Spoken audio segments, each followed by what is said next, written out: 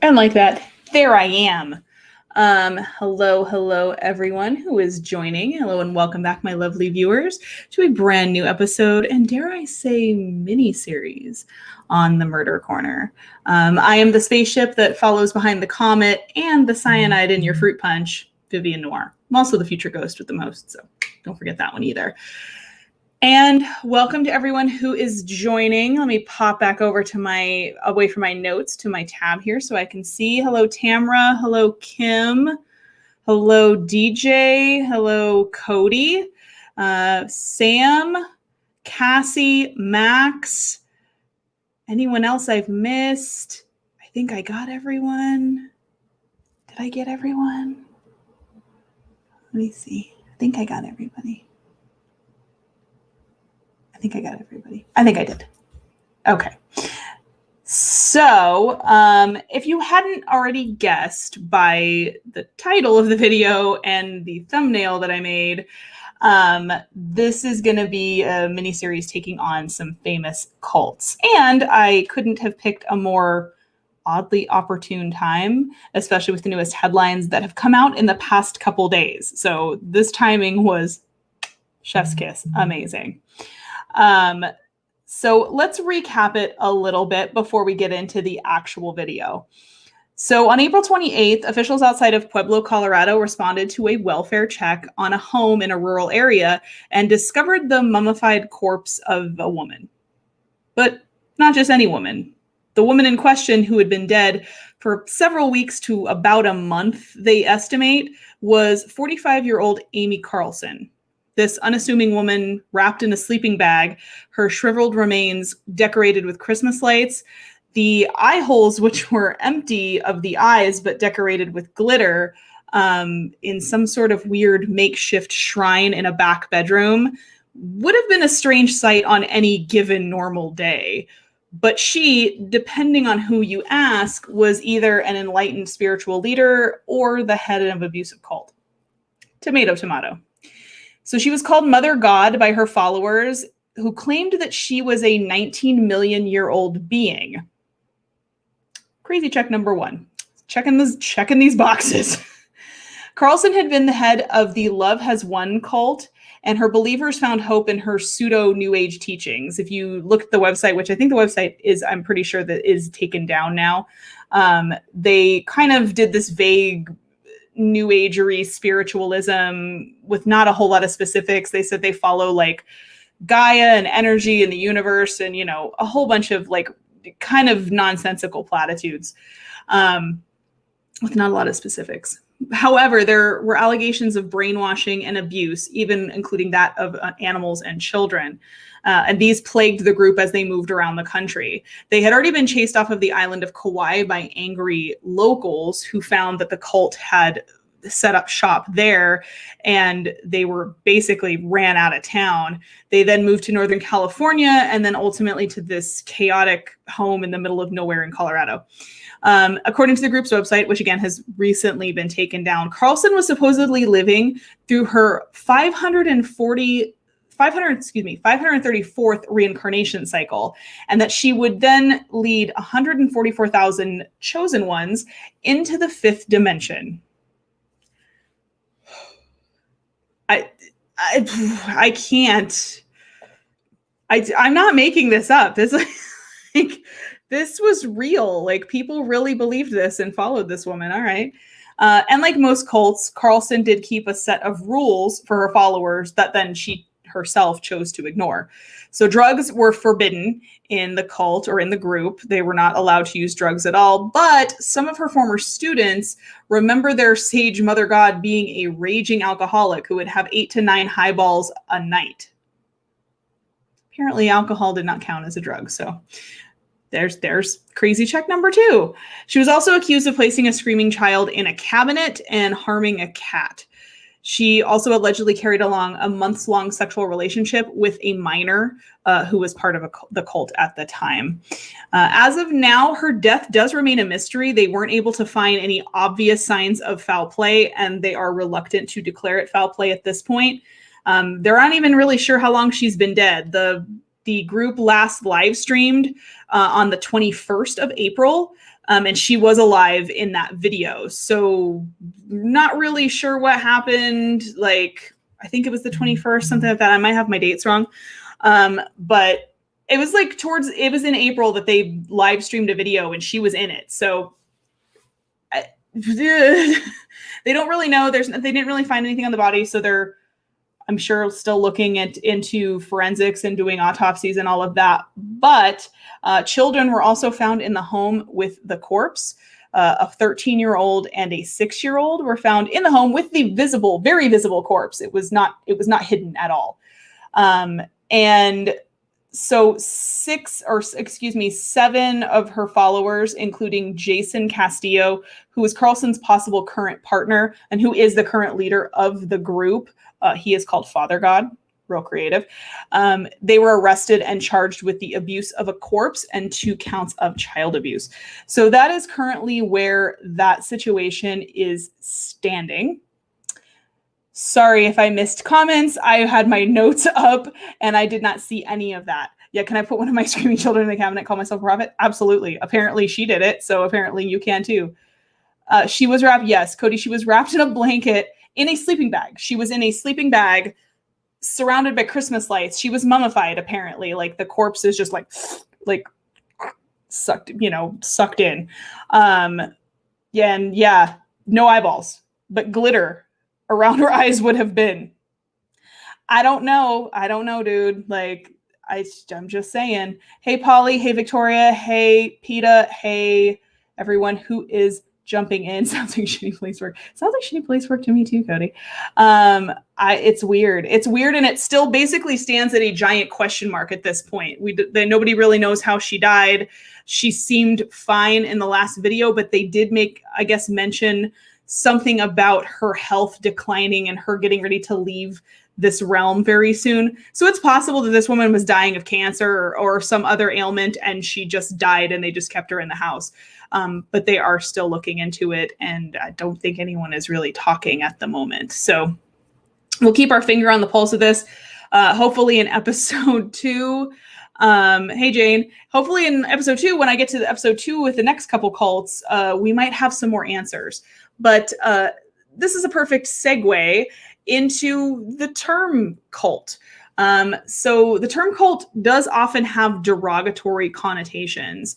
It's generally used by laypersons as a religion or a group I don't like, as a slur. But what defines a cult and what separates us from religions at large? So let's get a basis on that and our finger on the pulse of that before we dive into some really deep material here. So psychiatrist Robert J. Lifton delineated 3 major telltale characteristics in his paper Cult Formation, which was written in the early 1980s. These are all common traits that are shared by destructive cults, and they are as follows. 1, a charismatic leader. Hold on, we're going to change the background real quick so you guys know what I'm freaking talking about.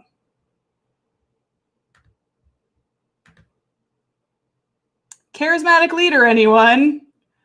This charismatic leader gradually becomes the center of focus and worship as the general principles and guidelines that may have originally sustained the group lose power or lose focus. They are a singular living person who is usually claiming some sort of special power or deification or deity. And they also have no accountability for their actions, and they become the single most defining element of the group, as well as the source of its power and authority. Some of those faces may look very familiar to you guys. They well should. 2 of them are going to be in this episode. And we will cover some of the other ones in some of the other episodes as well. So let me go back to my screen here. The guy at the bottom of this prize, look, he is one of my favorites. We'll get into that. Like, we will get into that mess. That's a mess. Heaven's Gate, my goodness. Dying with your Adidas on. What kind of program? So I'm going to change the background to that so you guys can actually see those creepy faces even more when I switch out. So that would be step number 1, the charismatic leader. You have to have that. Number 2, A process of education or indoctrination that is used as coercive persuasion or thought reform, which is commonly referred to as brainwashing. The culmination and zenith of this process can be seen in members doing things that are not in their own best interest, but consistently in the best interest of the group and or its leader. Third, financial, economic, sexual, and other exploitation of group members by the leader or the ruling class or the ruling body of the church group, whatever they call themselves. So there's that. So the destructiveness of cults does vary by degrees, from labor violations, human rights violations, human trafficking, child abuse, destruction, separation of family units, medical neglect, and in some extreme cases, calls for violence or mass suicide. It doesn't happen in every single one, but it does happen, as we will find out in this episode. And while not all groups will fit the criteria of a cult, they still may pose risk to their members. So at the end of the episode, we'll go into some warning signs of potentially unsafe groups or leaders. As of now, let's get into the ones we decided to talk about, or I guess I decided to talk about today. As well we know, the first one is a very famous, probably the most famous suicide cult or death cult. They're all called different things, of a lot of things of the modern times. The second one is a little less well known, but grabbed headlines in recent years nevertheless. And the trials for that one are still kind of ongoing. So for now, let's get started with cults, shall we? With Jonestown and NXIVM. I'm gonna add my, oh no. Hopefully I picked the right video, guys, because I might grab the wrong video. So here we go. That's not the right one. That's the one for later in the video. So we will, I had a 50-50 shot and I blew it. Just kidding. Here we go.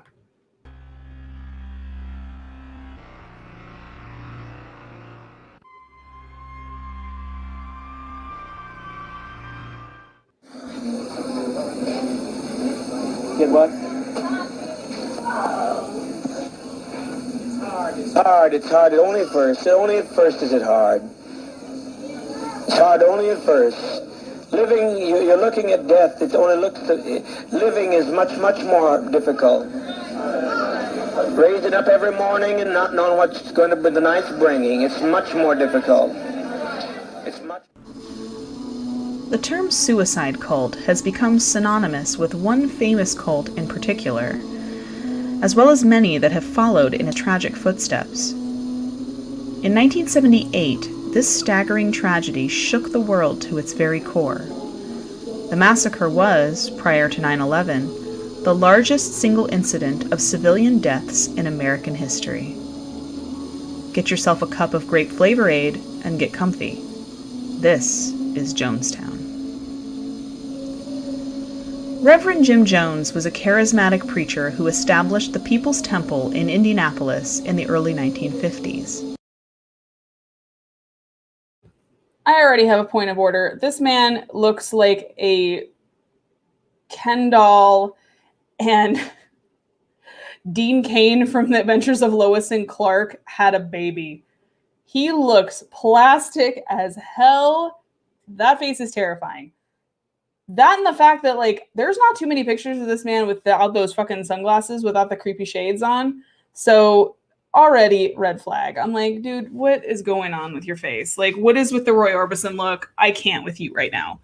I don't know how anyone took this motherfucker seriously. I really don't know. Also, I couldn't find any Flavor Aid tonight, so I made my own little concoction. So, bottoms up. All right, continue me.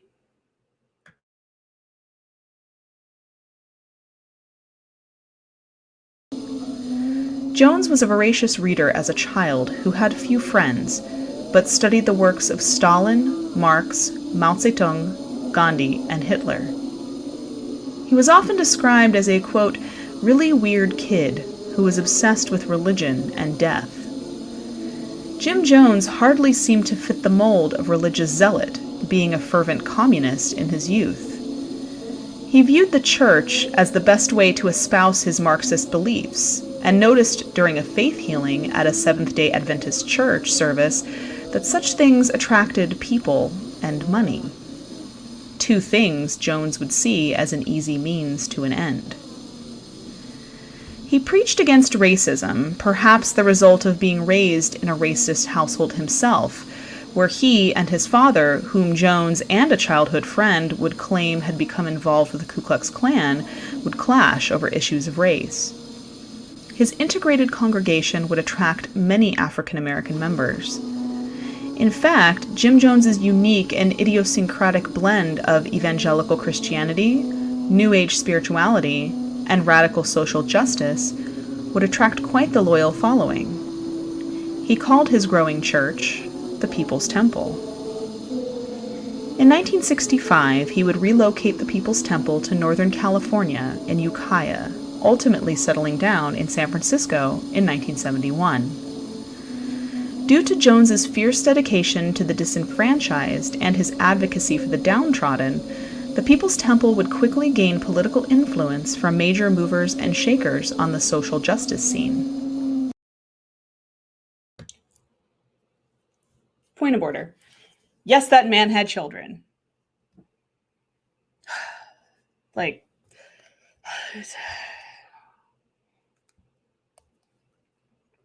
I am not sure if they are still alive. I think some of them are. But yeah, he had kids and a wife, and unfortunately that is somewhat some of the fallout that goes with it too, is that when these cult leaders have families, which a lot of times they don't, sometimes they're solitary and don't have anybody, but unfortunately those are usually the first ones to go because they are ground zero. So there's that, which that's a fun fact. Brains, continue me. This would earn Jones endorsements from celebrities and politicians like Angela Davis and Harvey Milk, as well as support from left-wing groups like the Black Panthers, which ultimately proved a tragically misguided effort, as more than 2/3 of the eventual victims of the Jonestown massacre would be African American.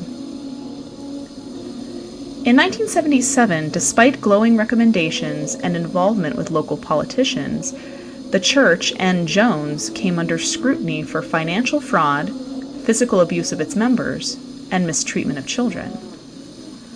Followers were expected to turn over all of their personal wealth and belongings to the temple and to dedicate themselves fully to the church's utopian Marxist vision.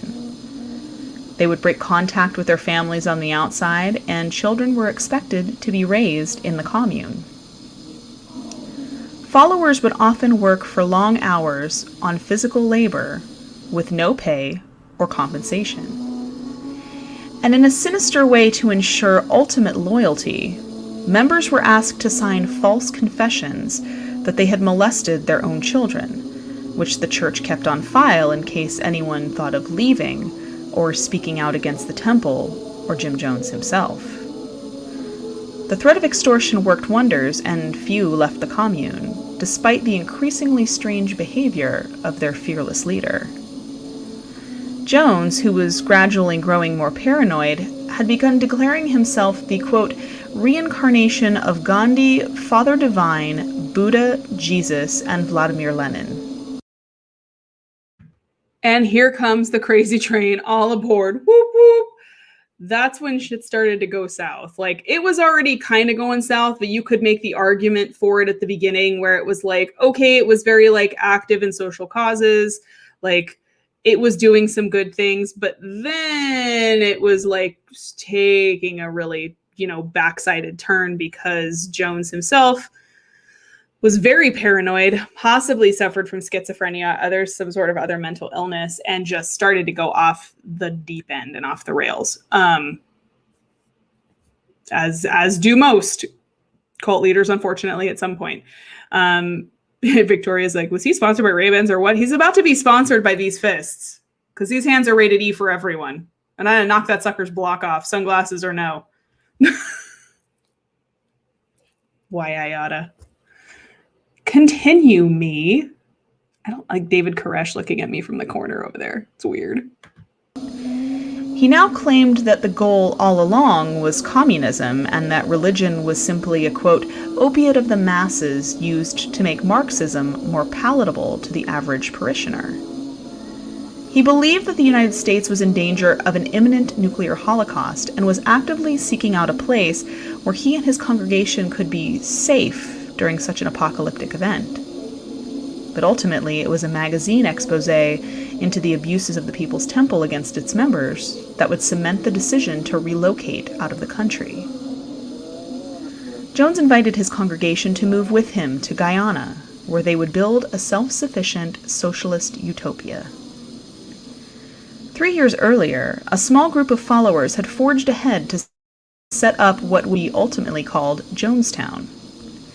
Followers were given pamphlets showing beautiful beaches and a tropical paradise that awaited the faithful, packaged and sold as heaven on earth. This was a far cry from the muddy, cramped hell they would find themselves in. The compound, which was built intending to house 300 people, was now bursting at the seams with over 1,100, leaving food and sleeping space at a premium. Temple members worked for long days in the compound's fields and were punished harshly if they questioned Jones's decision or authority. What was one of the hallmarks of the cult? Charismatic leader is the pinnacle of authority.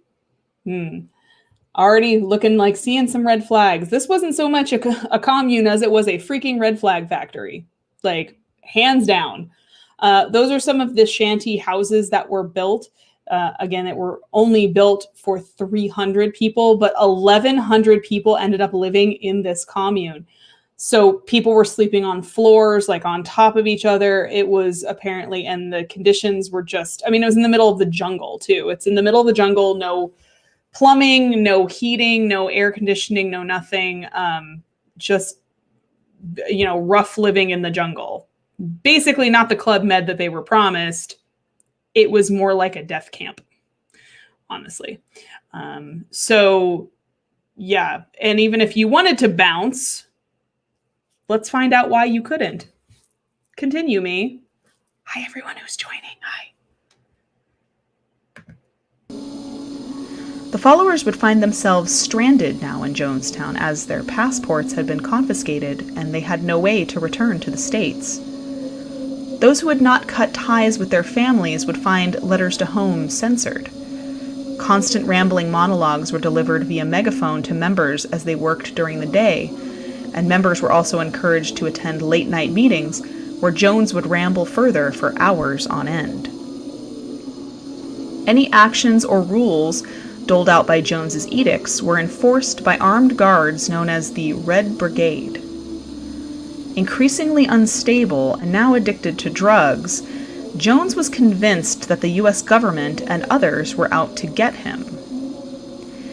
He required Temple members to participate in mock suicide drills called White Nights, just in case. Jonestown had little reason to expect any interference from the government of Guyana, which seemed unconcerned by the strange compound and its authoritarian ways.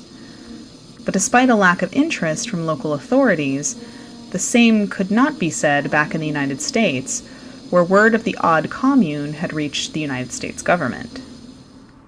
The following year, in 1978, a group of former Temple members, as well as estranged relatives, brought their concerns about Jonestown and Jim Jones to Congressman Leo Ryan of California. They asked him to investigate the compound on their behalf, as they seemed to have no way of communicating with their missing loved ones and were fearing the worst.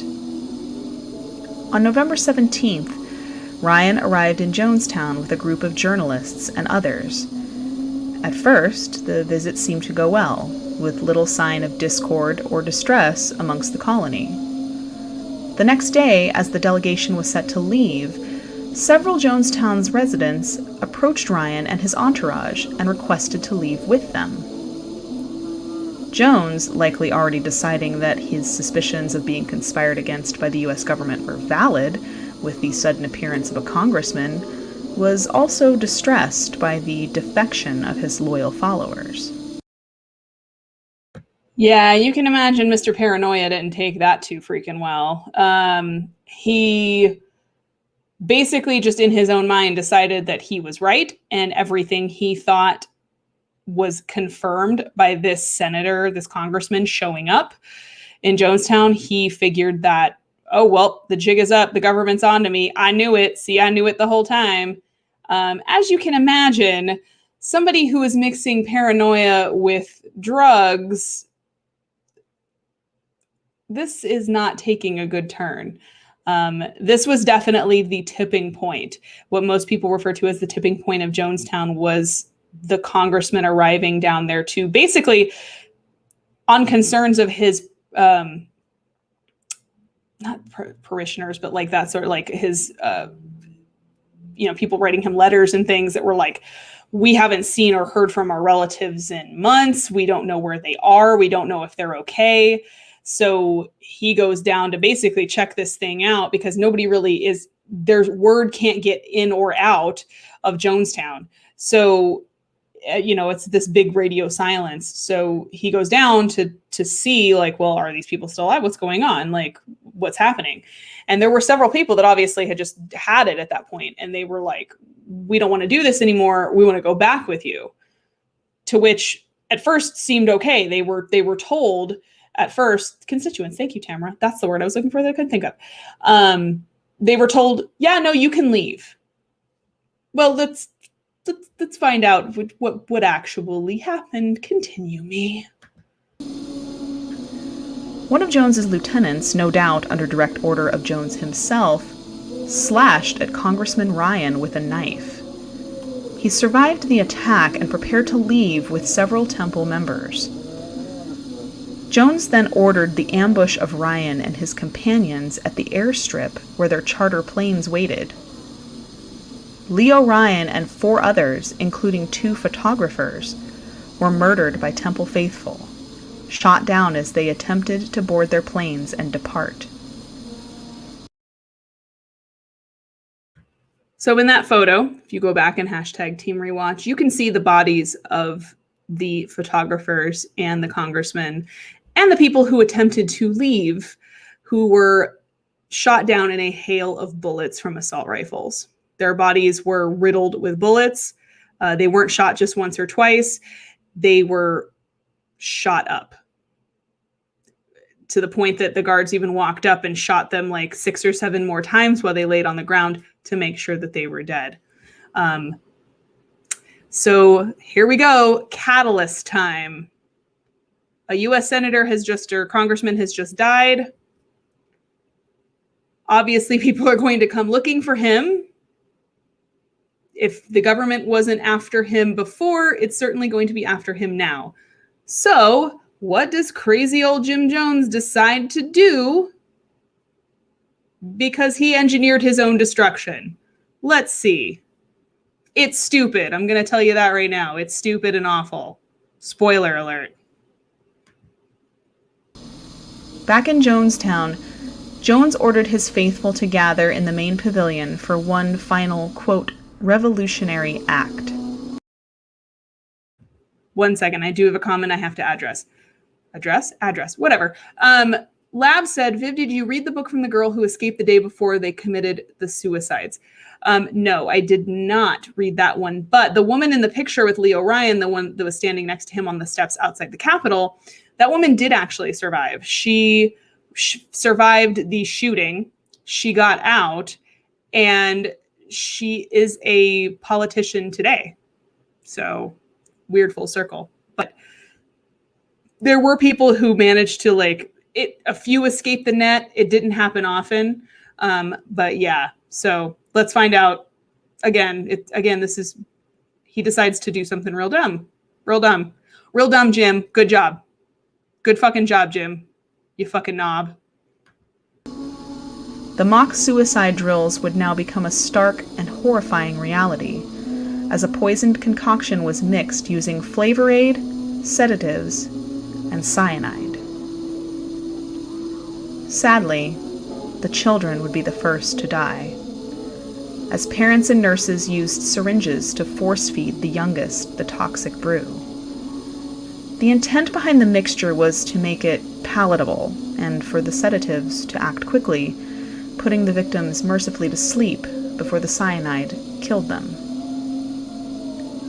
That was not how things played out. The mixture and dosing was imprecise at best, and most of the children died horrible, painful deaths. The adults were then ordered to drink while armed guards surrounded the pavilion. Many refused to take it, seeing what had happened to others, and instead were shot. Jones himself opted out of such a painful death, the one he had subjected hundreds of his followers to, and ordered one of his lieutenants to shoot him in the head.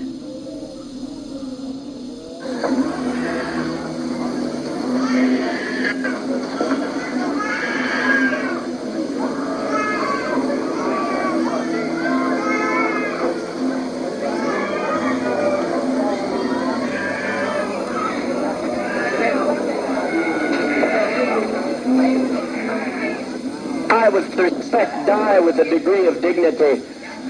Lay down your life with dignity. Don't lay down with tears and agony. There's nothing to death. It's like Max said, it's just stepping over into another plane. Don't be this way. Stop this hysterics. This is not the way for people who are socialistic communists to die. No way for us to die. We must die with some dignity. Shut the fuck up, dude. Shut the fuck up. Shut the entire fuck up. So, yeah, those are actual photos from Jonestown. Those are the actual photos of the aftermath that was found the day after.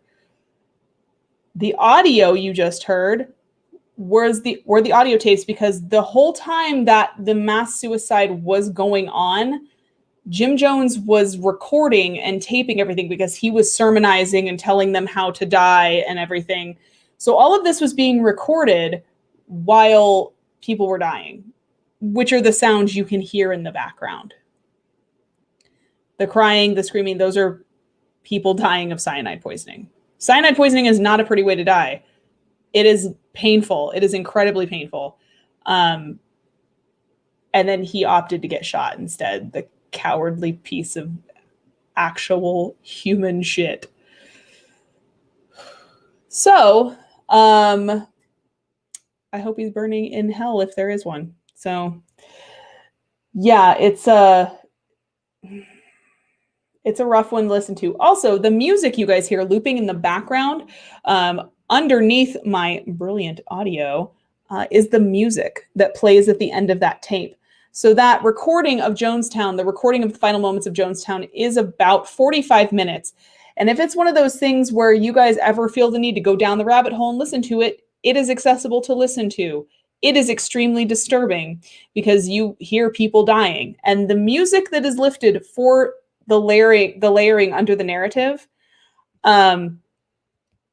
is the music from the end of the tape. So there is music that, because it continues to record after everyone has passed.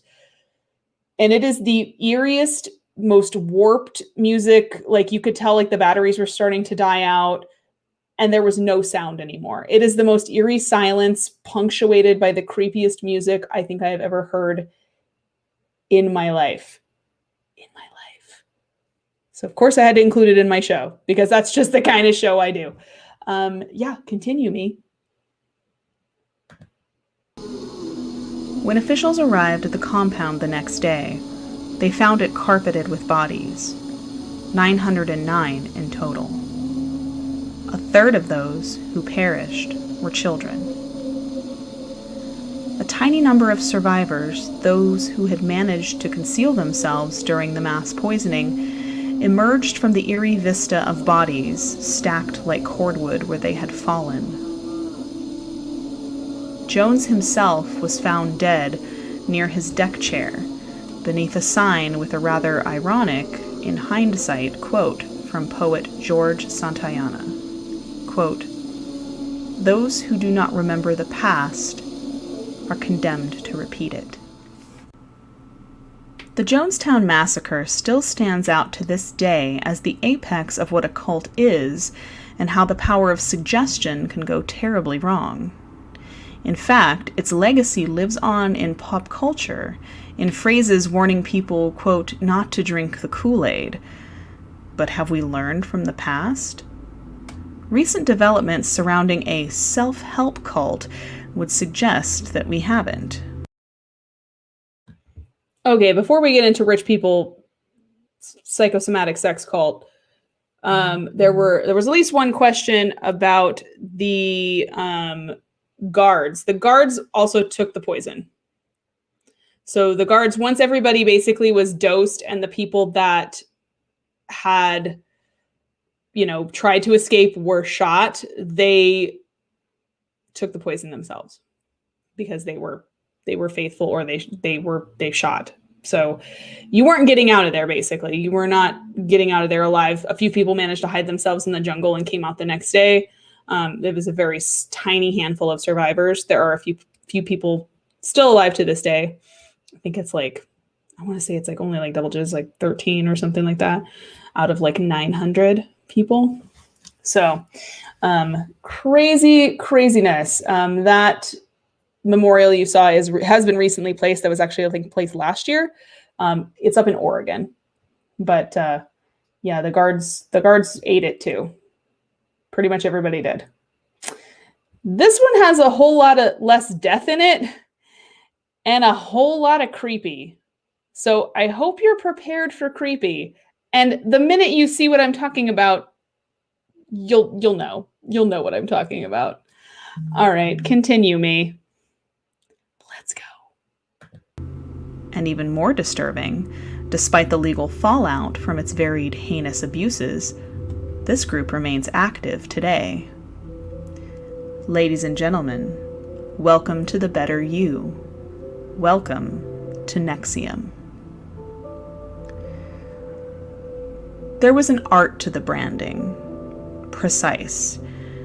It was supposed to be exactly 7 strokes, 1 line across, then 2 diagonal ones to form the sideways K, followed by 4 smaller lines to form the sideways R beneath. The women to be branded were supposed to be naked and held down on a table, restrained by their wrists and ankles, legs spread, vulnerable and exposed. They were to be videotaped. But most important were the words, the litany spoken by those who submitted to such a humiliating ritual. The words that would show they hadn't been forced or coerced. Quote, "Please brand me. It would be an honor I want to wear for the rest of my life." Unquote. Aside from the incidental detail about the videotaping, you might think that I was describing some kind of dark and cultish rite from antiquity, but no, I'm not. These rituals occurred as recently as 2016, and usually in the posh, expensive mansion of a Tinseltown A-lister. They sure did, me. With some famous people to boot. Yes, if there is a pretty large documentary on this one, as there is on any of the subjects of the cults I will cover in this series. There is outside sources, which I encourage you guys to watch if you're interested and want to deep dive into it.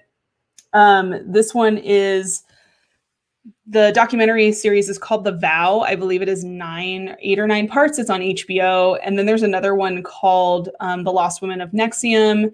And then there's another one that's, the name is escaping me at the moment, but I'll find it out for you guys. There's about 3 documentaries on this one, because like I said, it's fairly recent and it took a turn and it involved famous people and branding. And this shit is, as the Stefani proclaimeth, BANANAS, bananas. Yeah, it's wild. It's wild. And it's his initials. So as you can see in that one diagram, it is the cult leader, group leader, whatever he wants to call himself, his initials, as well as his like lieutenant, her initials, when you dissect the symbol that was carved into their skin. Yeah. Continue me. But how did a once categorized, quote, personal development company end up here? A group that would be described in varying court documents as a sex cult. To answer that question, we have to go back and take a look at the man at the center of the sex trafficking and pyramid scheme maze, whose initials were etched into living, screaming flesh. Keith Raniere. Raniere, a self-described child prodigy turned guru, founded NXIVM in 1998 with former registered nurse Nancy Salzman. NXIVM would be established as a personal development company that would offer executive success programs, or ESPs, that were a pastiche of the quick-fix pop culture self-improvement that was so pervasive at the time. Point of order. Does that motherfucker look like he cuts his own hair or what? That was somebody who had their underwear ran up the flagpole multiple times when they were in school and deserved it, if you ask me. This is delicious. It has no alcohol in it, surprisingly, guys. Weird. I'm actually not drinking something tonight, but it is grape Gatorade because I couldn't get my hands on any flavor aid, for reasons. And it's also spiked with a little, not cyanide, spiked with a little bit of Rowdy Energy, which I am an official affiliate of. That's right. The Dead Hours is an official affiliate of Rowdy Energy. This one happens to be the cotton candy flavor, which is sublime in this grape concoction. I call it the Jonestown. Continue me. Little more than a variety of self-help programs, religious ideology, and hypnotism techniques that would be offered in grueling sessions of over 12 hours a day for 16 consecutive days at $7,500 a pop. These were marketed as a set of personal and professional development courses that would instruct strategies for overcoming, quote, limiting beliefs such as fear and anxiety, and allowing participants to reach their full potential. Some of the more outlandish claims were that this miracle program could even cure physical ailments, like scoliosis and diabetes. Raniere claimed the following in a series of YouTube video interviews. Our main emphasis, our main belief is to have people experience more joy in their lives. And from that, all sorts of interesting effects appear to happen. I don't know about you, but I'd be much more joyful keeping my $7,500.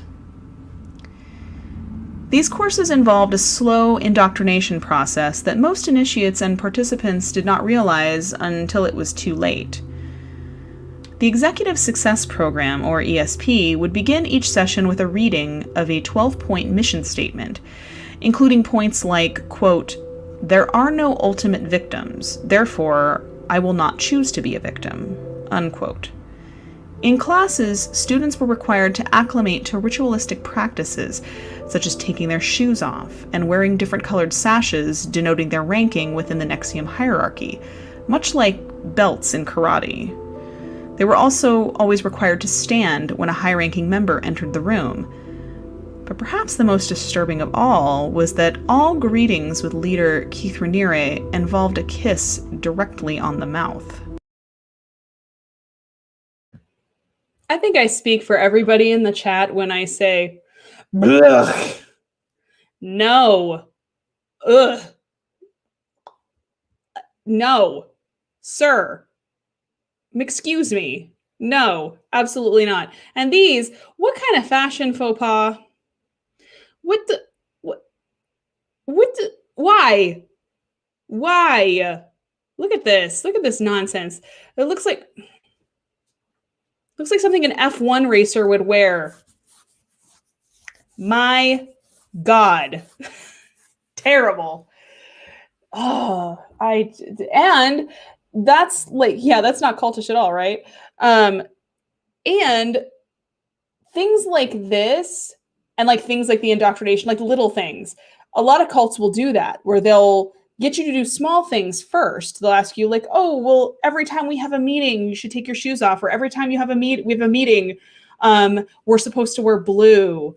It's these little things that start to get people programmed to do bigger things when they're asked. It's this very slippery slope of coercion and mental reprogramming and things like that. So at first it's innocuous things like wearing a stupid ass sash that makes you look real dumb, or taking your shoes off. The kiss thing is a little extreme. That's a little bit of a big ask, but circle back. Or things like that. So then they can ask for bigger things later on without you blinking an eye. No. Get out of here with this nonsense. No.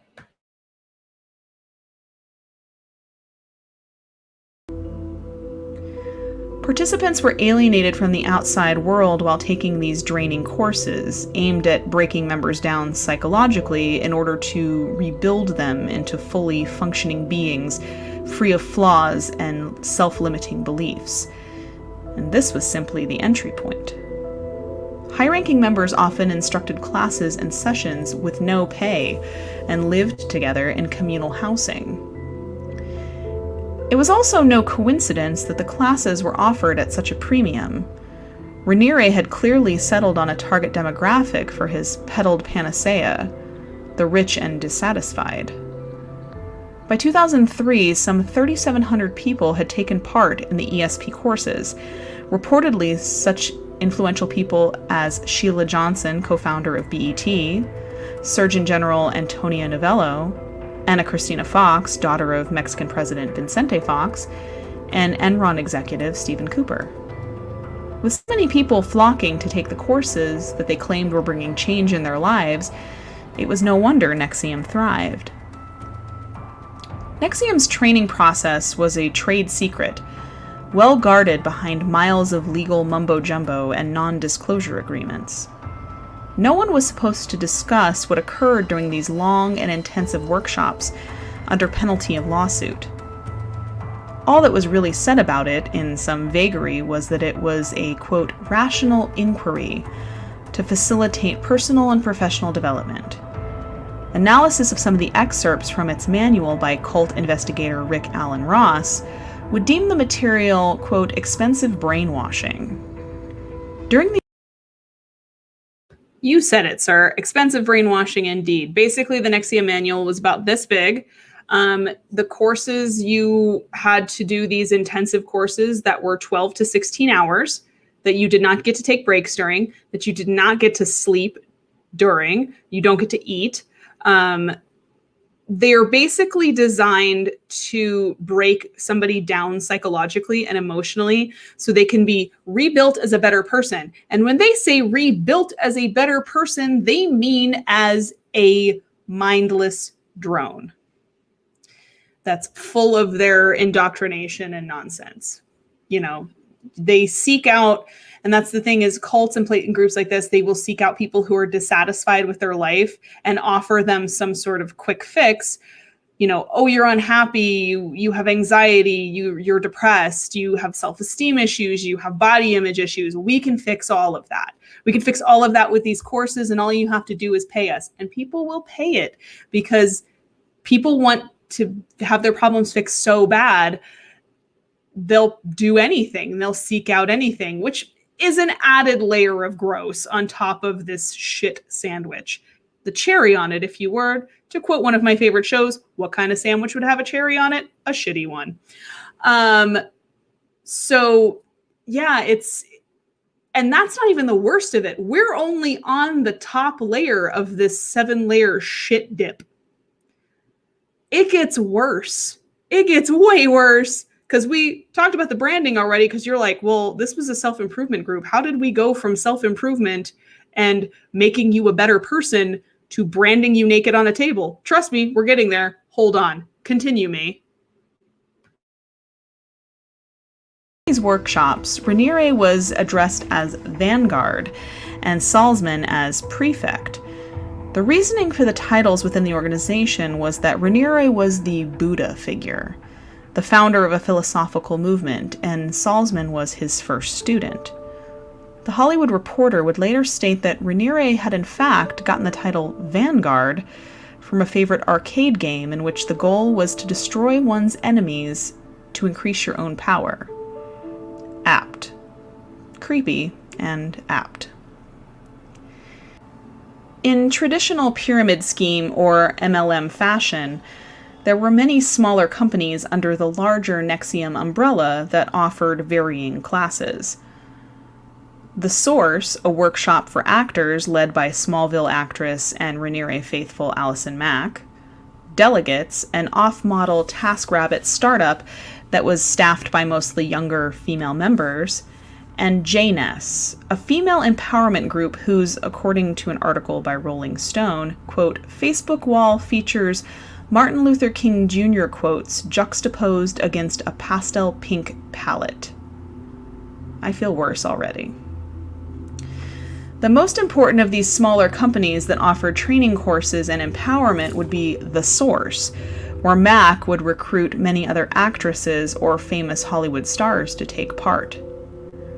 Most of these multi-level marketing schemes are harmless.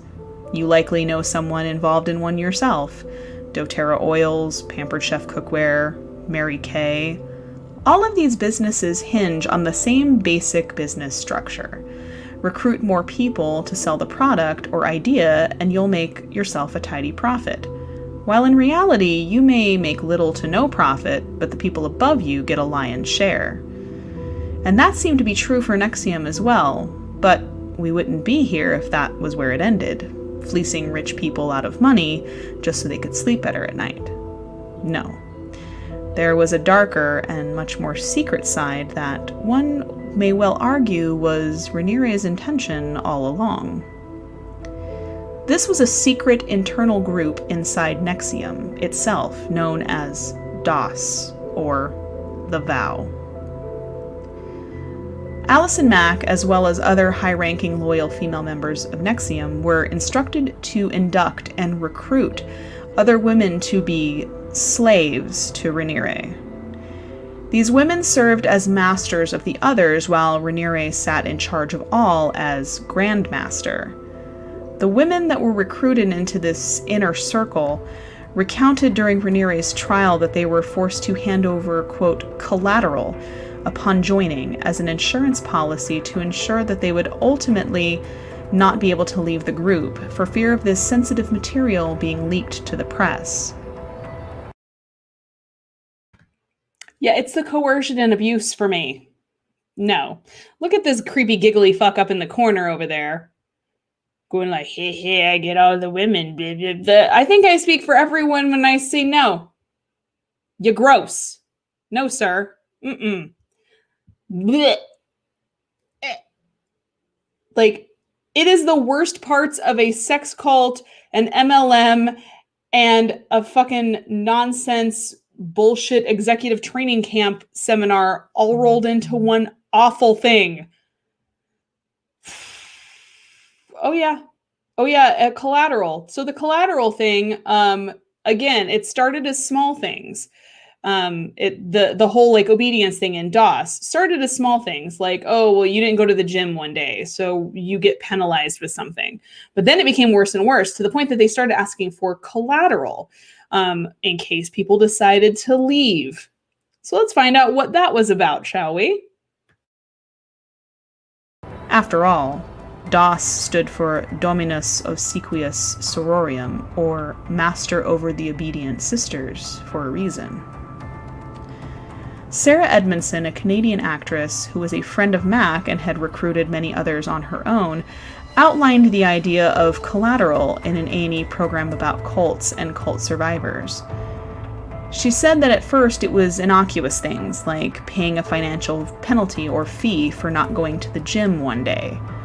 These initial penalties exacted by the masters of the group were likely used to acclimate victims to these punishments. Eventually, the requests would escalate. They would be told to send nude photos or videos of themselves masturbating, or postmarked false confessions stating that they had been sexually abused by family members or loved ones.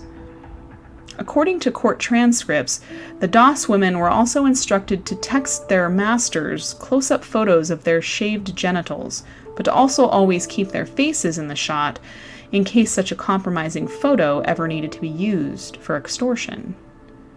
They were told to stick to low-calorie diets and regularly starved in order to maintain a contractualized weight.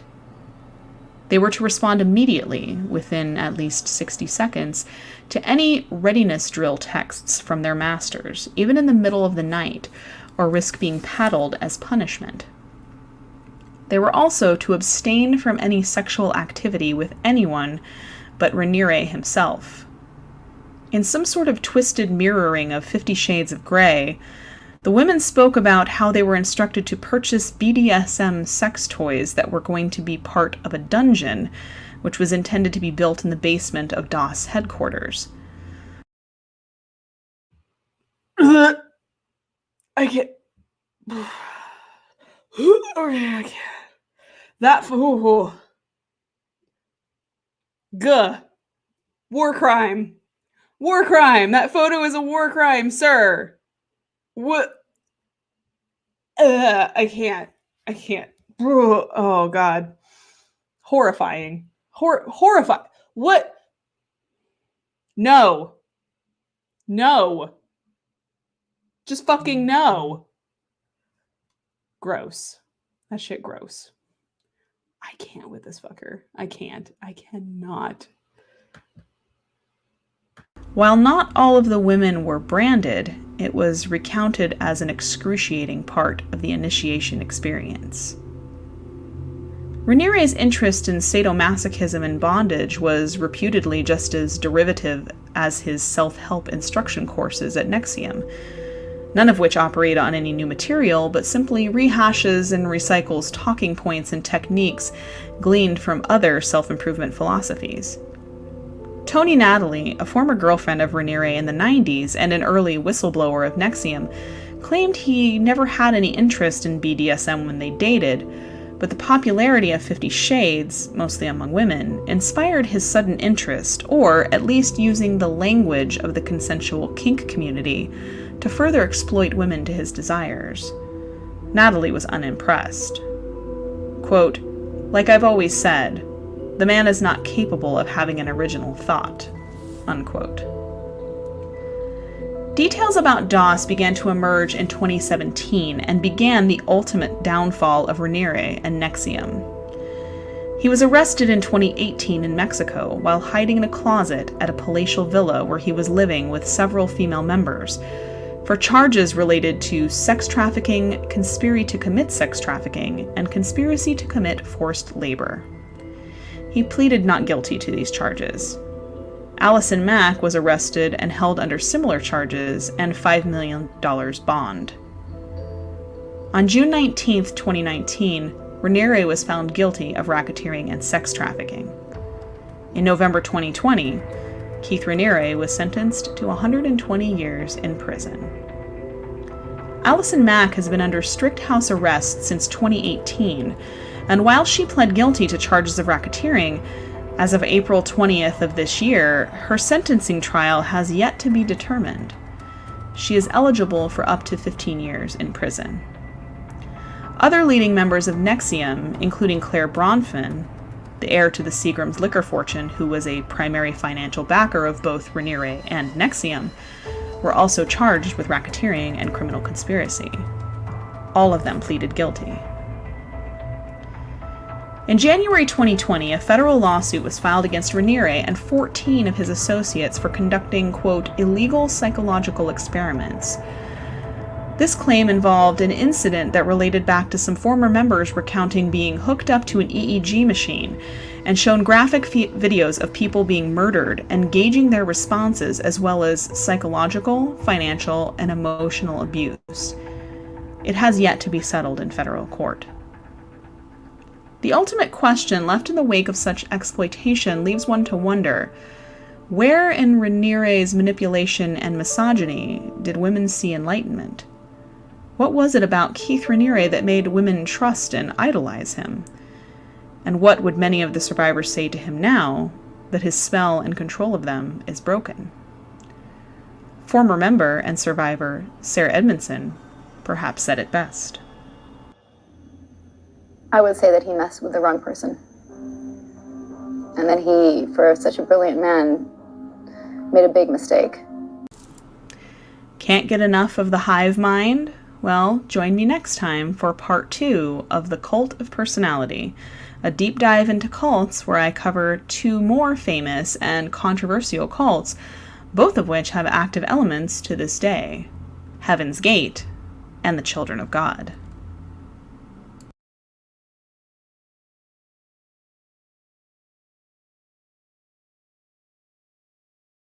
I always forget to freaking do that because I mute myself while the video is going so you guys don't hear me in the background. So that wraps that episode up of Jonestown and NXIVM, and next time will be Heaven's Gate and Children of God. Again, like I said in the video, 2 of which still have active elements to this day. I think the only active element of Heaven's Gate, though, is the website, which is still active, which is weird. Who's running it? I don't know. It's just there, and it just exists out there in the ether. So as promised, like we talked about at the beginning of the episode, we're going to bring it full circle and talk about some of the warning signs, the 10 warning signs, since a lot of you have been saying in the comments like, wow, I didn't realize that. And this kind of opens my eyes about things. So let's address some of the 10 warning signs, because not all groups will fit the criteria of a cult. They still may pose a risk to their members. So according to The Guardian, these are 10 warning signs of a potentially unsafe group or leader. Let me share my screen.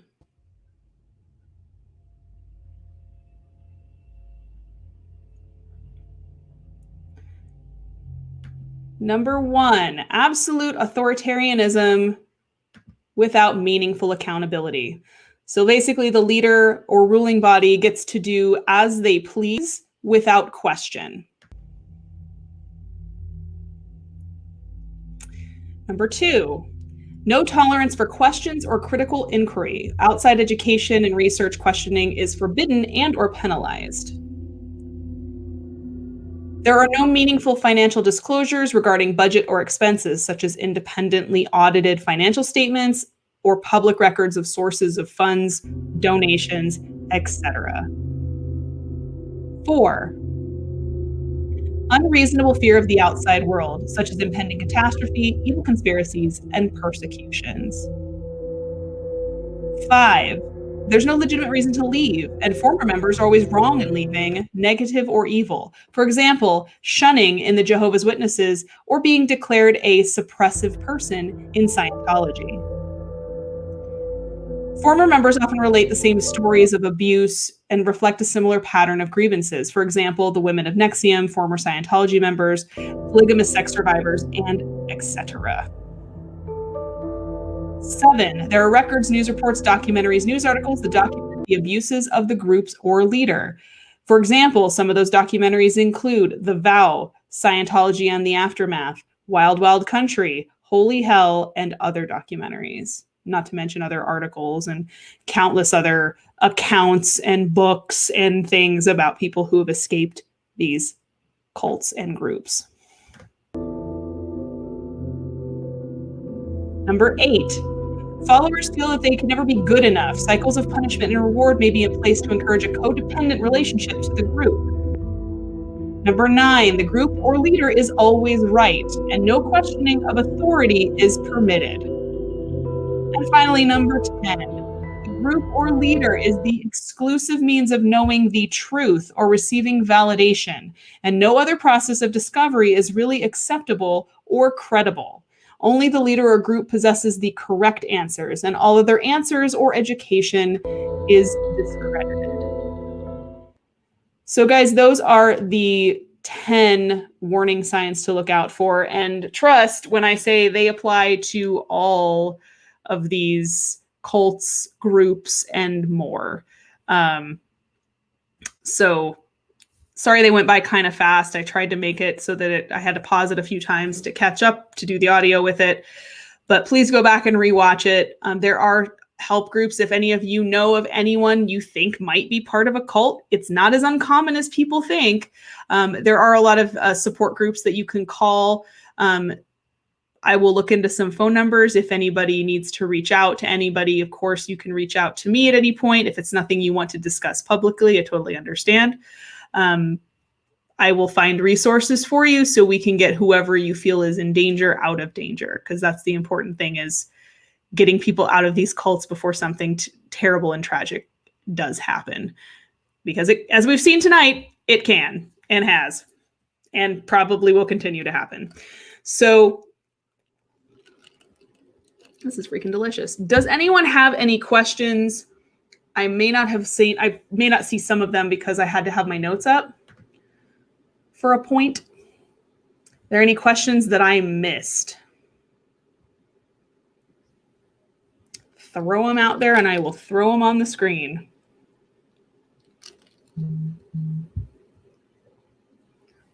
Phone is freaking blowing up. I put one TikTok video up and it doesn't do anything. I put another one up and it's freaking blowing up the charts. The heck, so random.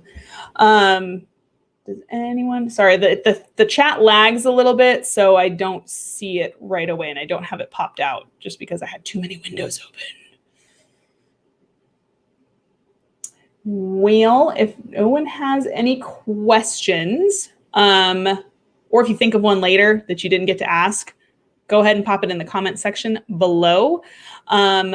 And share the video out. Share, guys. That is all I ask you to do. If you decide to donate or subscribe to Paraflix, that's where my paranormal content's at and all my interviews are at. A new interview with New Realities follow-up interview is going to be coming up on there very soon. So if you guys subscribe to that, if you guys buy merch, if you guys go to the PayPal or to donate money, that's appreciated. It's always appreciated because it helps me cover the cost of paying for StreamYard, of paying for, all the other services that I use to do these things, to do these shows, the editing software I use to make the videos. It's always appreciated. But the only thing I ever really ask you guys to do is share the video. Share it out. Tell people about the channel. I get out by word of mouth. So I'm a very small channel. I have barely 400 subscribers. I would love to have 1,000 by the end of the year. That would be amazing. So share. And guys, thank you so much for being here. Thank you so much for watching. And then next week, obviously I can work on another cults episode if you guys are in it to win it, or we can go back and forth. So let me know in the comments what you think. My drone. I don't have a drone. I wish I had a drone. I don't really need a drone though for a true crime show. I'd have a whole bunch of aerial shots of nothing. A bunch of aerial shots. What's this shot of? My ceiling and my roof. What happened there? Nothing. I just wanted to take a picture of it. Thank you so much. Thank you guys. So next week, let me know in the comments what you guys want. If you guys want a second cults episode, because obviously this is going to be an extended series, so we don't have to do them all right away. We can take our time. It's fine. Or we can go back to serial killers next week and then do cults the week after that. Whatever you guys want to do. So let me know in the comments. Let me know on Facebook. Let me know through DMs what you want.